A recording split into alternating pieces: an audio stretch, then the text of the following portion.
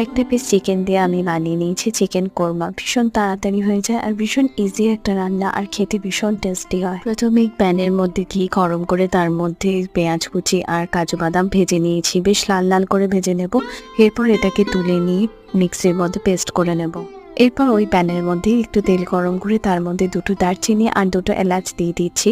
আর এটার থেকে গন্ধ বেরোনো শুরু হয়ে গেলেই আমি 1.5 চামচ মতো আদা বাটা আর রসুন বাটা একসাথে দিয়ে দিয়েছি। আদা রসুনের গন্ধটা চলে গেলে তার মধ্যে আমি ফেটিয়ে রাখা দই দিয়ে ভালো করে নেড়ে চেড়ে নিচ্ছি। এরপর গ্রেভি থেকে তেল ছেড়ে দিলে মাংসগুলোকে আমি এর মধ্যে দিয়ে নুন দিয়ে ভালো করে নাড়িয়ে চাড়িয়ে নিচ্ছি।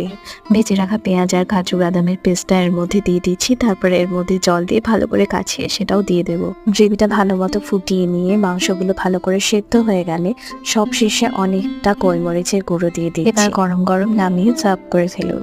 আর এই রেসিপিগুলো যদি আপনাদের ভালো লাগে অবশ্যই শেয়ার করবেন, সাবস্ক্রাইব করবেন।